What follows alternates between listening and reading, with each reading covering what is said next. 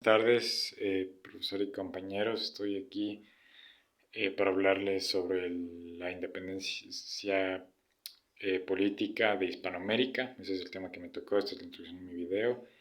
Decidí dividir mi video en tres secciones: el contexto histórico latinoamericano, el proceso de colonización europeo y la independencia política de Hispanoamérica.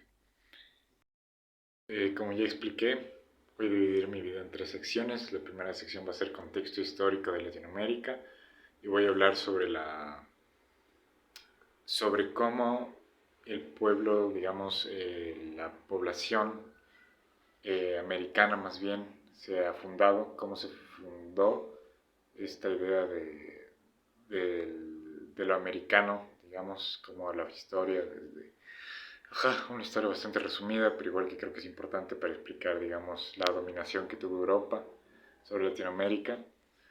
Eh, Luego voy a hablar sobre el proceso de colonización europeo, o sea, cómo, y creo que las dos se conectan porque en el primer punto explico por qué Latinoamérica, digamos, fue colonizada de la manera que fue colonizada. En el segundo punto explico cómo fue colonizada, digamos, y los efectos que tuvo para la independencia. En el tercero explico la independencia política de Hispanoamérica, que yo no voy a contar toda la independencia, digamos, voy a hablar de la independencia política, de las juntas de gobierno, digamos, de la fundación de las juntas de gobierno, porque es la independencia política, no es la independencia actual, es la independencia, digamos, política de cómo Latinoamérica se separó políticamente de la corona española y del imperio español. Nuestra pequeña región del mundo que nunca ha molestado a nadie. La descripción del secretario de Defensa de Estados Unidos a Latinoamérica hace casi 100 años. Mientras el resto de la humanidad comenzaba a construir sus primeras civilizaciones, los primeros americanos seguían vagando por el mundo, sin encontrar un lugar fijo en donde asentarse. Pasamos por el estrecho de Bering en búsqueda de tierras mejores. Un grupo de futuros americanos se quedaron en la parte norte del río Mississippi, mientras que los demás siguieron avanzando.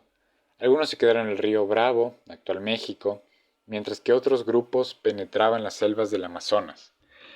La geografía latinoamericana no es la más adecuada, con tantas pendientes, climas extremos, montañas y escasez de tierra para sembrar, nos encontrábamos en un problema. Tampoco había caballos ni perros. A duras penas teníamos llamas, pero ¿quién iba a usar las llamas para la guerra o para la batalla? Por mucho tiempo nuestro medio de transporte más veloz por tierra eran los pies.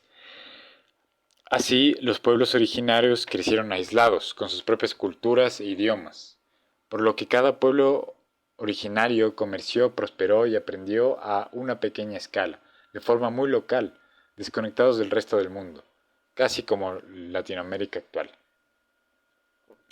Di esta pequeña historia para entender las causas de la futura colonización europea y la independencia. Nuestro avance era muy distinto al avance voraz y global europeo. Mientras España conocía a Asia, nosotros teníamos dificultades para conocer a nuestro país de al lado. Segunda parte. Llegan los europeos y con su pólvora, espadas y cultura hecha para la guerra, exterminan al 90% de la población originaria, y con la mano de obra indígena que colonizaron y impusieron, crean las ciudades y el supuesto progreso. Pero debemos entender que para la población nativa de aquellos tiempos de la conquista europea, esto no era progreso, sino un apocalipsis y destrucción.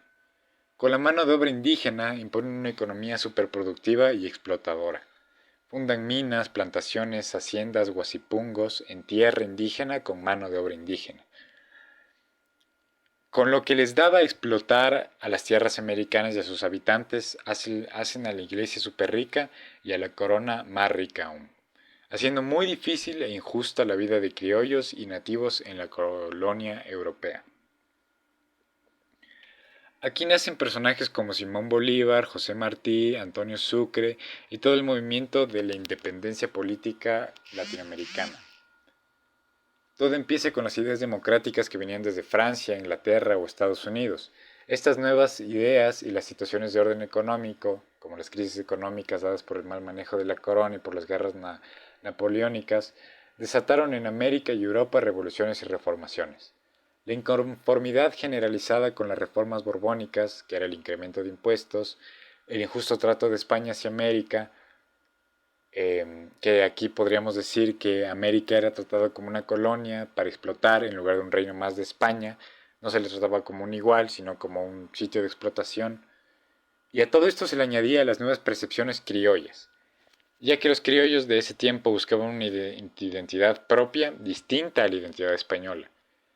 España es invadida por Napoleón Bonaparte. Bonaparte obliga al rey de España a renunciar y a ceder su puesto. Estos hechos generaron rechazo generalizado. Ni España ni América reconocían legitimidad frente al gobierno francés. Para hacer frente a la invasión, la población recordó los antiguos preceptos españoles que decían que, ante la ausencia de un rey legítimo, la soberanía retornaba al pueblo, que podía gobernarse a sí mismo, y así se crearon las primeras juntas de gobierno. Las juntas de gobierno fueron organismos políticos independientes a la corona española, que gobernaban a sus propios pueblos americanos. Y así se dio origen a la independencia política de Hispanoamérica.